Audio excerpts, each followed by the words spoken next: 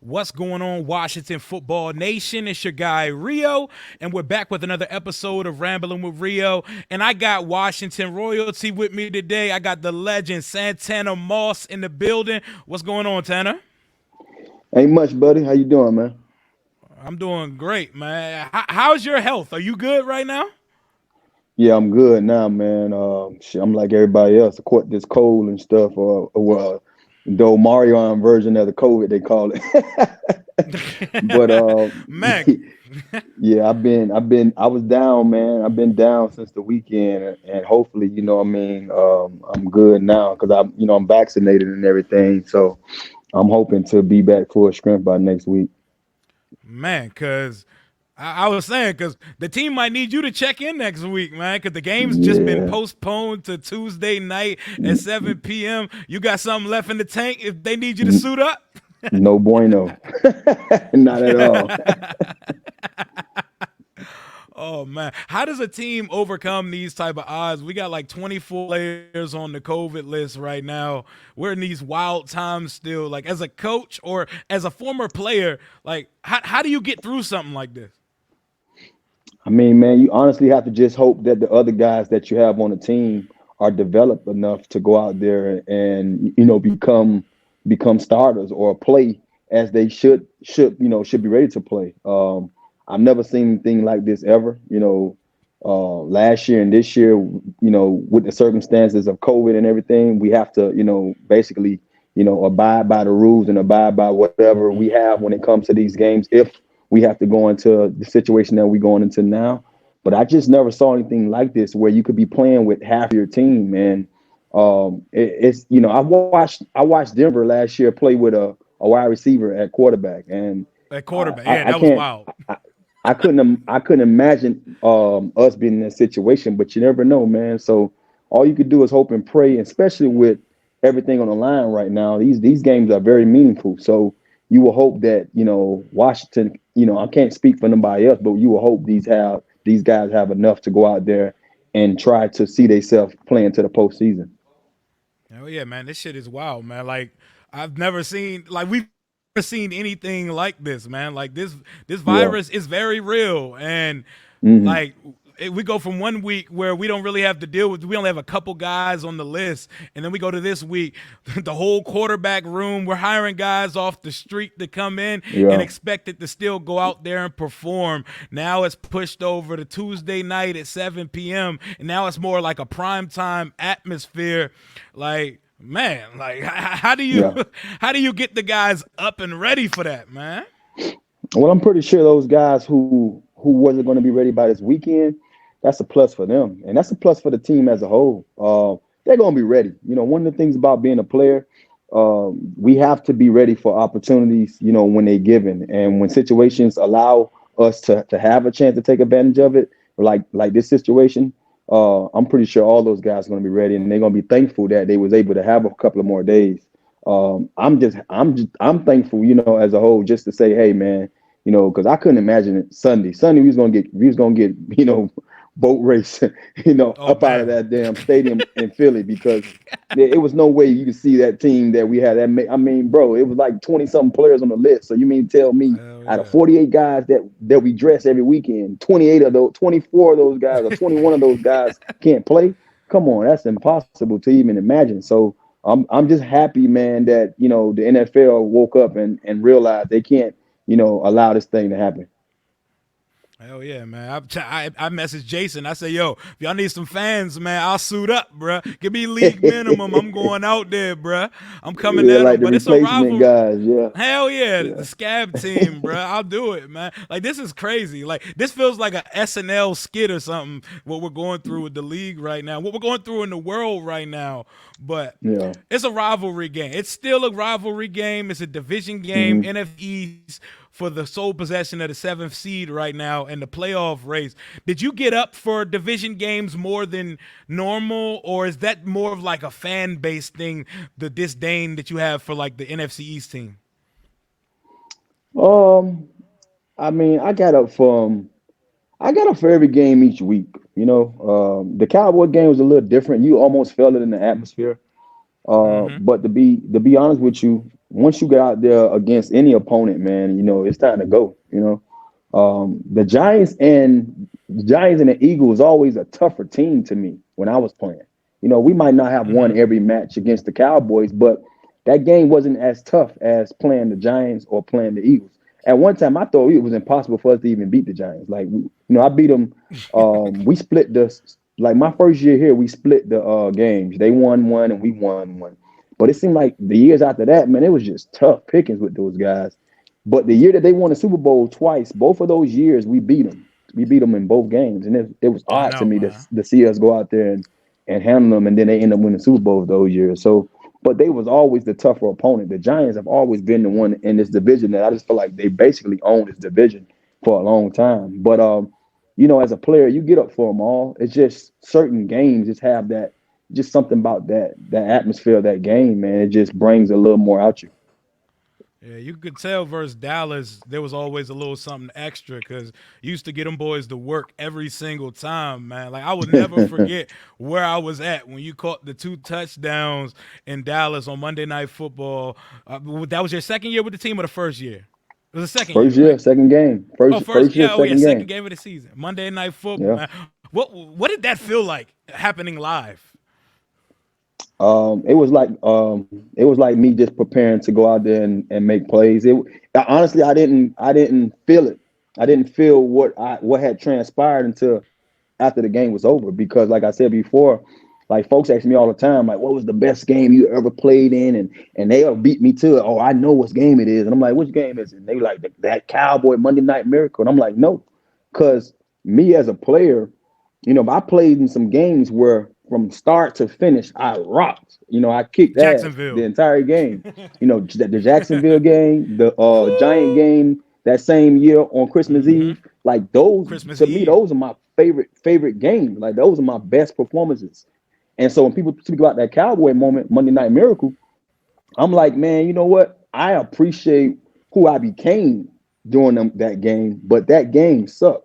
The entire game sucked until I It made was those touchdowns. trash. So I didn't really feel what had transpired until after the game was over and the news had it playing every day and showing those two touchdowns. And I had family members that's Cowboy fans, and I had family members that was in Texas at the time. They live up there, who was at the game. So just to hear the stories from them and their coworkers talking about, man, your nephew came up here and ruined our night and stuff like that. Mm. I was able to live, feel the moment then. But I was just happy that we came away with a win and didn't realize how big that rivalry was, because that was only my second game here in my first year. So looking back at it now, man, it's like crazy. But at the moment, I didn't really feel the effects until afterwards. Hell yeah. Now, what a way to be introduced to the Washington Dallas rivalry. Yeah. Like, man, did you not run a deep post the whole game before? Like, what sudden opened up? Like, they're up 13 points with 4 minutes left. hmm How did all of a sudden we hit them with two of them back to back? Like, what? What's crazy is what's crazy, both of those plays. Well, the first touchdown was called a Dino Route, and I had just asked coach, can I run that route? Like I was one of those guys that, as a receiver, and this is not like to toot my own horn, but it was nothing that you can ask me that I couldn't do at the position, especially in my small frame. I would run every route that you design something that day, I can do it. What I mean? That's the type of athlete that I had confidence in myself of Technician. being. Like I can basically do whatever you ask of me. And the guy Aaron Glenn, who I ran the routes on, good guy, man, good player, good person. He had my first year in New York as a Jet. He was a veteran, and he followed me around in practice, and he made me better. And I remember watching him play against, Marvin and those guys in Indy, and Marvin Harrison would give him the business on that route. And I'm like, man, I want to run that route one day against somebody. I love that route. And then we getting ready to play him. He's in Dallas now, and I'm like, you know what, coach? I need to run this route against him because I see it. I seen it work. You know, Peyton and Marvin, they kill Aaron with this route every time. And so coach put all this stuff in, and we never got a chance to do it the whole entire game because we couldn't get going. And the game was about to be over. I'm on the sideline pouting like a mug. Porter's come over there like, bro, what's good? What's going on? I'm like, man, all this shit we did in practice, and we haven't ran one route that I asked for. And Porter's left and came back with coach. And coach was like, hey, we get the ball, you know, I'm coming at you. We're gonna run the Dino. So I'm like, now you want to do it. You know, it's 2 minutes left in the game. And the touchdown happened. And when I come to the sideline, I'm like, well, damn, you know, at least I got something. You know, at least I was able to accomplish something this game, you know. And he came back to me and said, hey, if we get the ball back again, I'm coming at you again. Get ready. I'm like, oh shit. So now I'm strapping my chin strap up, you know, watching the defense to see if they're gonna get the ball back. And lo and behold, man, we got the ball back, and the rest was history, you know. The rest history, and that shit, that one of the greatest fan moments that I could ever remember being a part of with this team. And I draw a big parallel to what I see, what you went through in DC, what Terry McLaurin's going through, being such a top-notch wide receiver, technician of your craft, Mm-hmm. but no consistency at all at the quarterback position. Like, I know you're a team guy, you're a big Yeah. team guy, but how goddamn frustrating was it that Washington is such a purgatory of quarterbacks, and you could never really build true chemistry with one guy over your tenure here? You know, it's frustrating. As a player at the time, my focus, I didn't let it bother me. But now that I look back on my career, I see how much I really didn't get a chance to benefit from having one. And do I look down on those years and say, man, I wish? No, because I feel like I left everything out there still regardless. Facts. You know, in the era we live in, everybody quote unquote, you know, judge you off of your stats. And Mm-hmm. I'm a receiver, and if I don't get 1,000 yards this year, it's not because I'm not a damn good receiver. You know what I'm saying? So I try to tell folks, you put me in a certain situation with better circumstances, then maybe I might get you that, consistently. And with my circumstances, I feel like I did a great job, but that don't make me less than the other guy who quote unquote had more yards or more opportunities. So that's the only thing I get pissed off about because this world we live in, everybody look at numbers and say, well, he was better because he had better numbers. No, his situation was different. Mm-hmm. His circumstances was better. You Context. know what I mean? And so bingo. So that's the only thing that bothers me about the world we live in. But if you had to line us up and say, okay, give me your best 10 off of just how we look, I know for sure that it wasn't that many guys in this league that can walk a mile in my shoes in my situation or circumstances. So give me a better outcome. I mean, give me a better outcome. If the situation was different, maybe I would have, or maybe I won't. But I don't never get caught up on it because, at the time, I feel like for what I've accomplished with having what I had, Mm-hmm. too many guys probably wouldn't do the same. Oh yeah, and I look at it like I was just talking with someone recently. We were talking about Steve Smith's career and Steve Smith being Yeah. a Hall of Famer, and I'm sitting here like Hmm. Santana has what 15 less touchdowns and a few thousand less yards, and he played with a Yeah. thousand different quarterbacks. I'm sitting here putting Yeah. it up there. Y'all careers are so similar, but y'all paths Yeah. were so different because he had Jake Delhomme and Cam Newton out there in Hmm. Carolina compared to the thousand quarterbacks you had here. And of that list of guys, who think you did have the best chemistry with? Was it Brunel? Yeah, Mark out the gate. Mark Brunell. I mean, if you count the guys in New York, Vinny Testaverde was probably my favorite in New York, but Mark Brunell was my favorite here in Washington. And then besides Mark Brunell, uh, Rex Grossman was a great quarterback. He just wasn't mobile, and we had I mean, our offensive line was god blow. I mean, we just Yeah, didn't have it's enough guys to trash. block for him, and so when he had to get out of danger, he couldn't get the ball to me. But when he had a clean pocket, man, Rex Grossman had the softest ball, man, and can put it anywhere. Like he had enough zip on it, and it just landed in your hands like Charmin almost at times. But Todd Collins was good too. I love Todd. Todd had another softball. Todd was just a guy that he was a replacement guy. I mean, not a replacement guy, but he was a backup. So anytime he got a chance Mm-hmm. to get in, I mean, I put up big numbers with him because he just all the veteran quarterbacks knew how to get the ball to me. And that's one of the Yep. things I loved about older quarterbacks because those young guys, man, they don't see the game the same. And Hell that's the thing no. I had to fucking deal with a lot later in my career because you feel like you go out there and build a rapport with a quarterback and you show him what you can be, what you're capable of. And then the next year he forgets all about it. He goes to someone else and you're like, Mm-hmm. bro, like I understand the coach is telling you a million and one things, but how in the hell you gonna go away from me and I'm getting open 90% of the time? And I'm Facts. only coming in on one Facts. down now. I'm coming in on third down. So, and folks look at it and they fail to realize, man, like how hard it is to not have the same role that I had and still be that guy. And I took pride in that. I used to watch Ginobili and all those guys that played in San Antonio. And, I remember swallowing my pride that year when Shanahan asked me to, play the slot position. And I kind of prayed on it. It was like, God, give me a sign of somebody I can be. Like, give me someone I can watch that I can say, okay, this is what I want to do for my team with the role I have. And I didn't see it in football. I was watching a basketball game and I watched Ginobili and Parker, and I watched how they was coming off the bench at times, and they were so vital to their team performance. And I remember that 2012 year when I had to change and be in that role, and I ended up leading the team in touchdowns because I took on that persona. Like, what, this is who I got to be off the Mm-hmm. bench. When I come in the game, I got to Hell give them yeah. hell. And you don't get that many guys to do that late in their career. So I was fucking, I was livid at times, knowing that the quarterbacks just don't see I eye to bet. eye and know that this is a veteran guy that I can, count on to Trust. bail me out. Yeah. Anytime he's in the game. You know what I'm saying?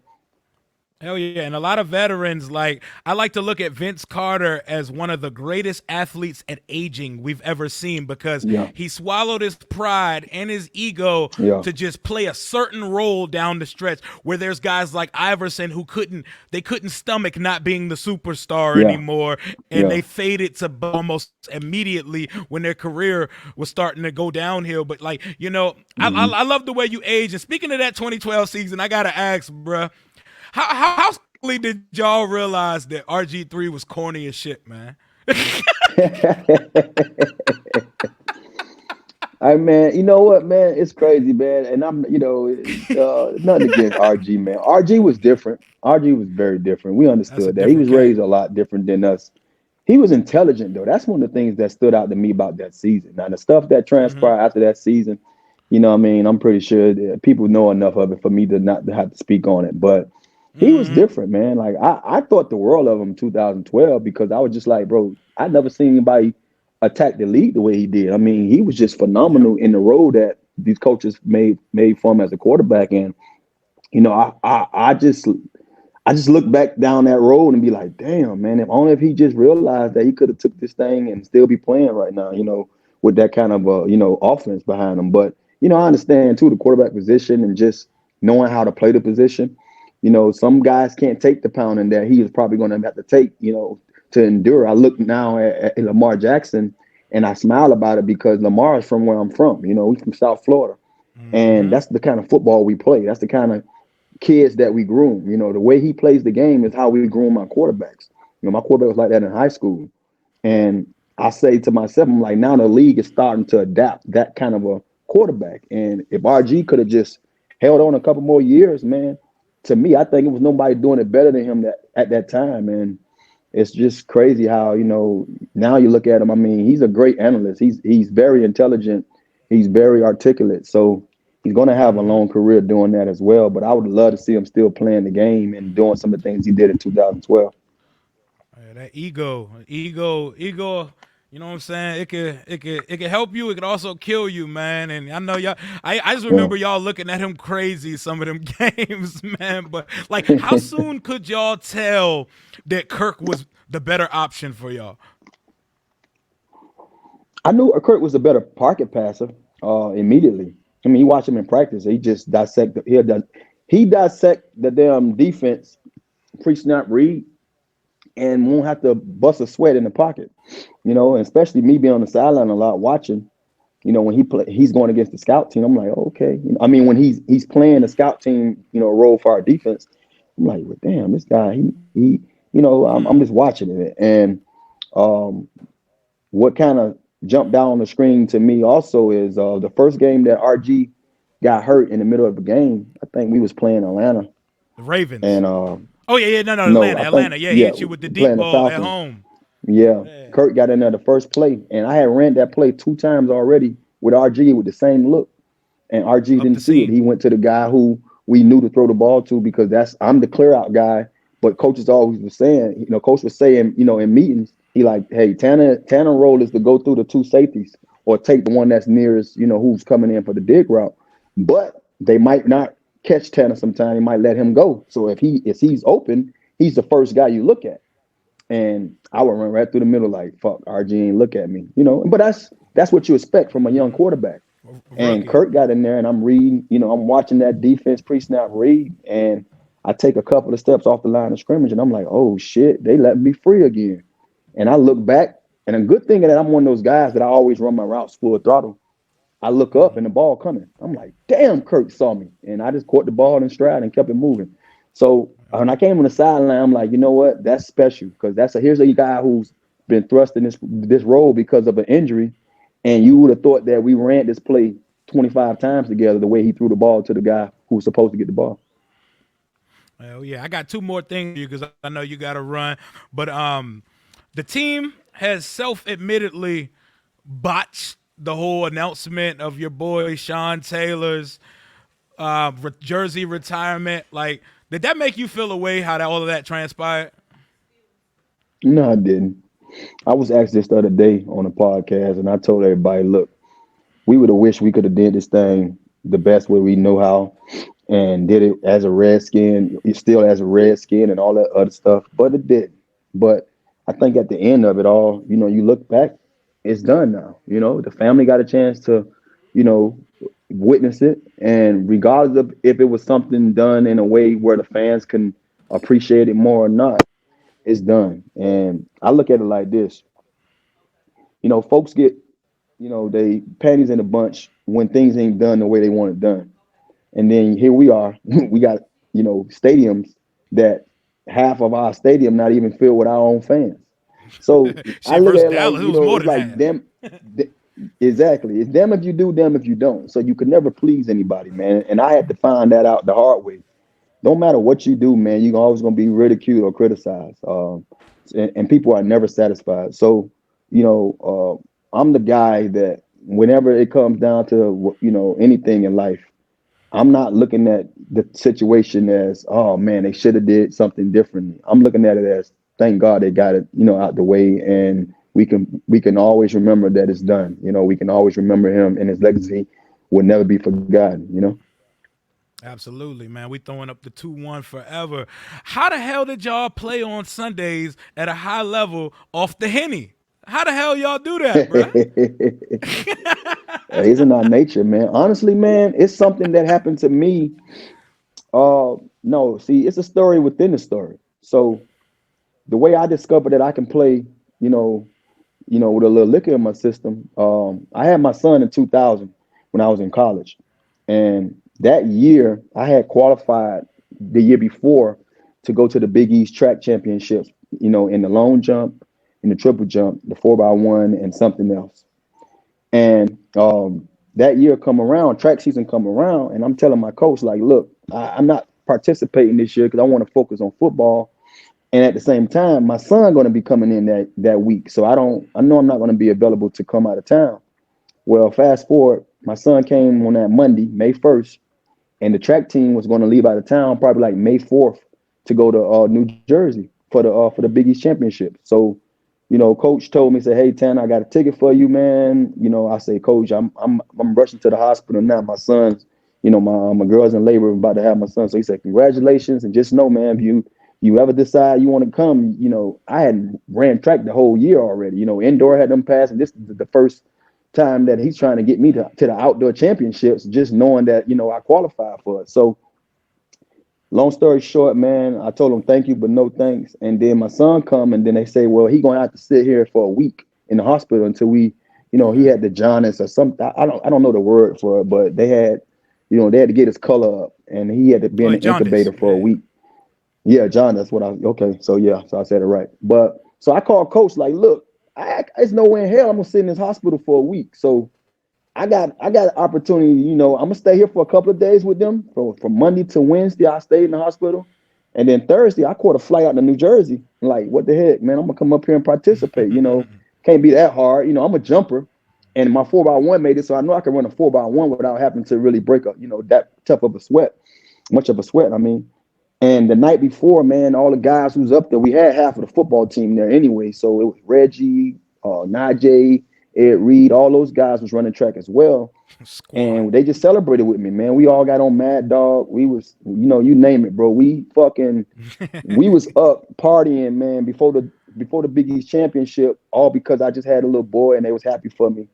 And the next morning, when the guys went to the track meet, I was somewhere in the room under the bed, drunk.